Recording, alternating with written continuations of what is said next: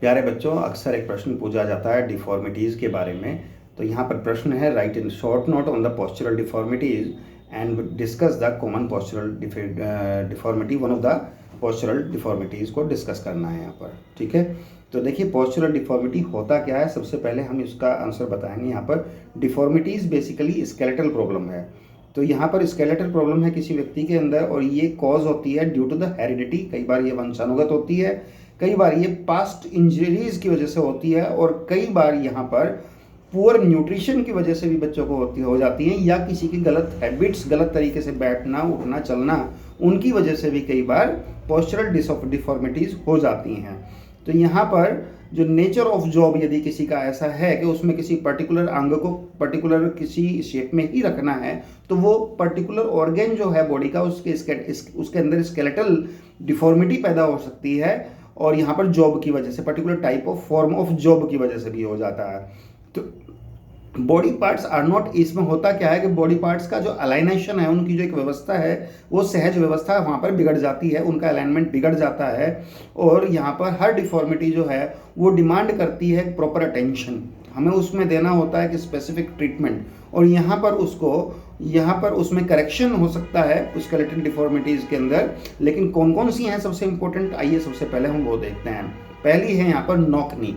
Knock knee वह होता है कि जिसमें दोनों जो नीज हैं, और यदि कोई बच्चा सीधा खड़ा होता है तो वो ओवरलैप करते हैं, या फिर वो जब वो एक नॉर्मल स्टैंडिंग की पोजीशन में बच्चा वहाँ पर होगा तो वो आपस में एक दूसरे से अटैच कर जाएंगे या ओवरलैप होंगे आपस में। घुटने जो हैं वो सीधा खड़े होने की वजह से टकराते हैं। सीधा जो पोस्चर होता है उसमें घुटने आपस में टकराएंगे, तो ऐसा बच्चा तेज दौड़ नहीं सकता, गिर जाएगा। दूसरा होता है, इसी का उल्टा है, वो होता है बॉ नी। तो बॉ लेग्स जो है यहाँ पर किस तरह से, बॉ लेग्स क्या है, बाहर की तरफ धनुषाकार हो जाएंगे, और बाहर की तरफ जो है पैर, वो घुटने बाहर की तरफ मुड़ जाएंगे। हाँ ऐसे, yes this form is right, good. तो यहाँ पर बॉ लेग्स जो हैं, there is a wide gap between the knees in the normal standing position, तो यहाँ पर ये हो जाता है। अच्छा, इसके अलावा एक और डिफॉर्मिटी है जिसे हम फ्लैट फुट के नाम से जानते हैं, यानी कि आपका जो तलवा होता है, आपका जो सोल होता है पैर का नीचे का, उसमें वो हमेशा अंदर की तरफ मुड़ा हुआ होता है, और ये जो है उसमें फ्लैट फुट की स्थिति में बिल्कुल सीधा हो जाता है आपके पैर का जो सोल है। तो यहाँ पर कंप्लीटली फ्लैट सोल होता है, यहाँ पे आपका फुट जो है वो कंप्लीटली फ्लैट हो जाता है, उसे इसलिए ने फ्लैट फुट कहते हैं। अच्छा, तीसरा यहाँ फोर्थ है लॉर्डोसिस। लॉर्डोसिस क्या होता है कि इंक्रीज्ड फॉरवर्ड कर्वेचर यहाँ पर हो जाता है लंबर रीजन के अंदर ऑफ द स्पाइन। स्पाइन के जो लंबर रीजन है उसके अंदर एक बाहर की तरफ को एक वाइड गैप हो जाता है, और जिसकी वजह से उसमें प्रॉब्लम हो जाती है। इसके अलावा एक और बीमारी यहाँ पर है, वो है स्कॉलियोसिस, जिसे हम स्पाइन बेंड हो जाता है एक पर्टिकुलर साइड में एबनॉर्मली, या तो लेफ्ट की तरफ स्पाइन मुड़ जाएगा या तो राइट की तरफ एबनॉर्मली मुड़ जाएगा, उसे हम लॉर्डोसिस कहते हैं। तो यहाँ पर ये सारी 5 प्रॉब्लम्स हमने बताई आपको।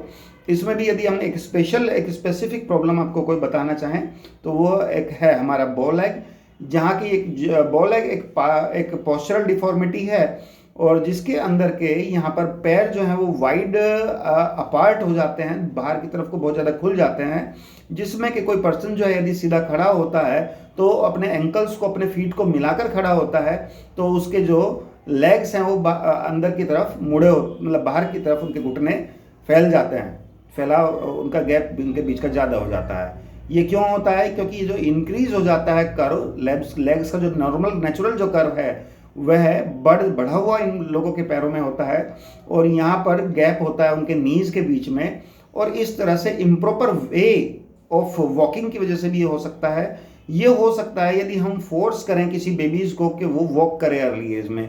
बहुत छोटे बच्चे को आपको चलाना नहीं चाहिए, और उससे क्या हो सकता है कि उसके पैर जो है वो बाहर की तरफ घुटने बेंड कर जाएंगे, और ये बीमारी पैदा हो जाएगी यहाँ पर। तो इससे बहुत छोटे बच्चे को यदि हम चलाते हैं तो ये बीमारी पैदा होती है। तो इसमें उनकी जो फोल्डेड पोजीशन है, कई बार क्या देखिए क्या होता है कि बच्चे का जब जन्म होता है तो उस समय भी ये प्रॉब्लम देखने के लिए मिलती है। और नेचुरली ये नेचुरल भी है बहुत छोटे बच्चों में। क्यों? क्योंकि वहाँ पर यूटेरस के अंदर जो पोजीशन में वहाँ पर वो रहता है, तो उसके जो फोल्ड जिस तरह से रहता है, फॉर्म फोल्ड करके जो पोस्चर उसका होता है, उसके अनुसार भी उसके जो पोजीशन है घुटनों की वो बाहर की तरफ होती ही है, लेकिन कुछ समय के बाद वो ठीक हो जाती है। और जो रिकेट्स है, ricket is caused by the vitamin D deficiency. लेकिन यदि ये बहुत लंबे स्थिति में बहुत ज़्यादा मात्रा में होता है और हड्डी बाहर की तरफ मुड़ती हैं, हड्डियों का मुड़ना जो है वो विटामिन डी की डेफिशिएंसी से होता है, जिसे हम रिकेट्स की नाम की बीमारी से भी जानते हैं। Thank you.